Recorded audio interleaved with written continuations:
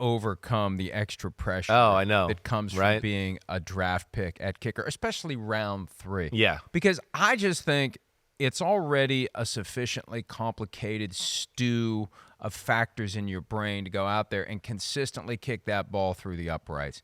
And when you throw the extra pressure and expectation that comes from using a draft pick that could have been spent on some other position, because all the kickers and punters are undrafted for the most part, the great ones end up being undrafted. I just think it's an extra burden. And once you lose that balance, once you start to go, it gets in your head. Right, sure. I'm not supposed to be missing these field goals. I'm a third-round pick. They gave up a third-round pick to get me. I think that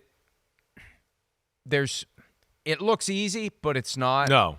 And I think psychologically it's hard to hold it all together. And we've seen the Browns had Cade York.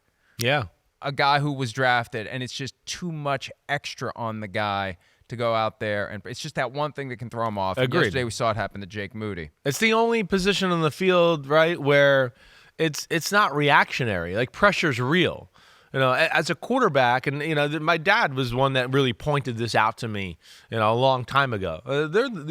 You play quarterback, you play receiver, there's pressure, right? But, you know, you're blue 48, and things are going on so crazy, you're not in the moment going, oh, no, this is a big moment. You're going, wait, I got to get in the right play. I got to check to the right thing here. And then you drop back, and you're like, well, what? So you don't even have time to think about pressure. You're just reacting in the moment, right? Ball's in the air, or you got to get the ball off. You're not thinking, this is a big moment. 3, 2, 1. All you do is the kicker. Exactly. Exactly. That's why they ice him. He's sitting there on the sideline the whole drive before that going, I might have to make a big kick here. It's looking like it's going to come down to me. I already missed one today. I've already missed, right. He missed a 54-yarder. This streak is riding on me. Right, exactly. 16 wins in a row, and franchise record. I'm the rookie. I've been drafted. They expect me to make this. All the things you're talking about, let alone you feel that pressure anyways. I do. I think, and it seemed like the preseason he missed a few, right?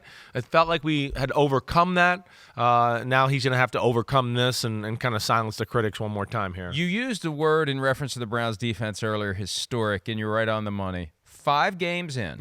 1,002 yards allowed. That's the third fewest through 5 games all time. And what have we been talking about all year? The fast break, Showtime, Lakers offense down in Miami, greatest show on turf, and they're outpacing them. 5 games in, 1,002, third fewest all time. Fewest since the 1971 Colts, who had 836. Number 2 on the list is the 1970 Vikings, who gave up 945. And think, folks, especially those of you of a certain age, and actually 71 was before I was even watching football, it was a different game then. Yeah. It was a little easier to play defense. Definitely. Because the rules weren't skewed toward the pass.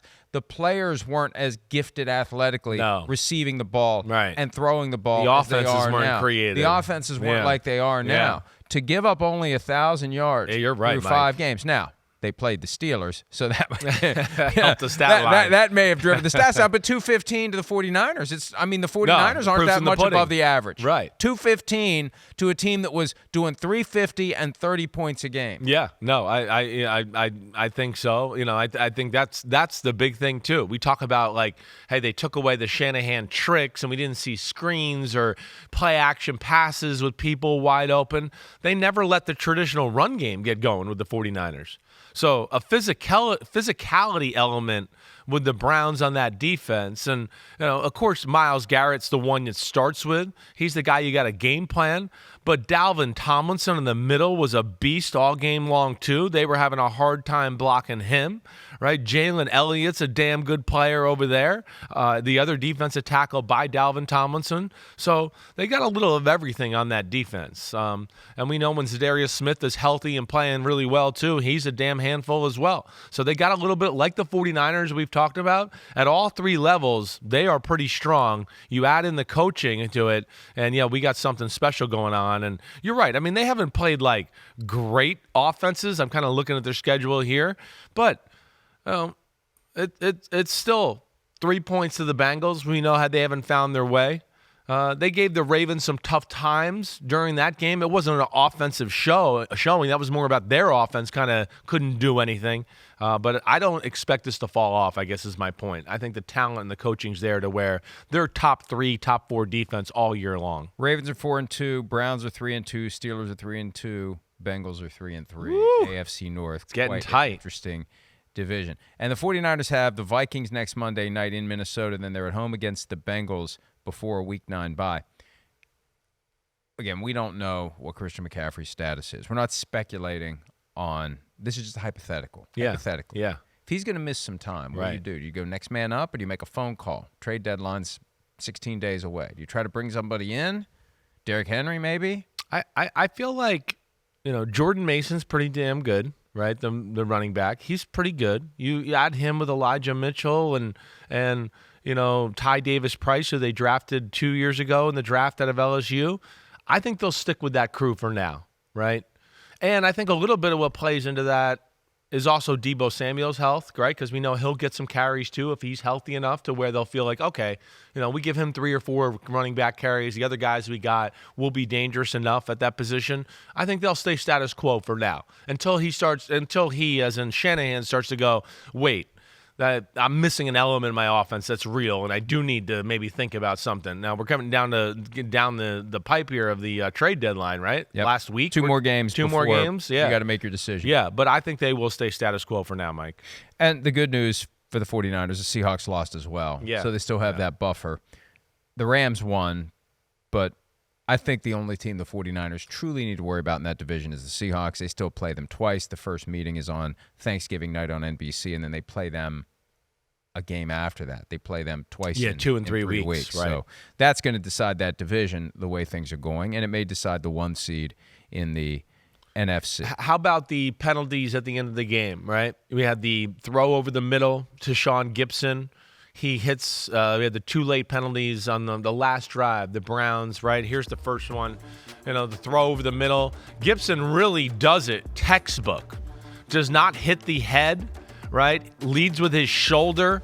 I mean, again, it's tough being a defender. It's tough being a referee there, too. I know it's bang, bang. But it didn't look like he got a piece of his head there. That was definitely a questionable call down the stretch. Well, it's funny. Yeah. The one thing we talk about with roughing the passer, here's the other one, never Mike. mentioned that the officials are told, when in doubt, throw the flag. But remember when they first started being very aggressive about hits to the head of receivers in defenseless position, they said err on the side of throwing the flag, and that felt like an err on the side of throwing the flag. Right. This one, it's a tough one. I mean, did it really impede? What they called? They called pass interference? They called pass interference. I mean, I saw a pull there, but it really impeded him from having a shot at the ball. I know. It's still got to impede you from having a chance to catch the ball. It's tough. I mean, again, to me, that's rubbing is racing, right? As the old saying goes from Days of Thunder with Tom Cruise.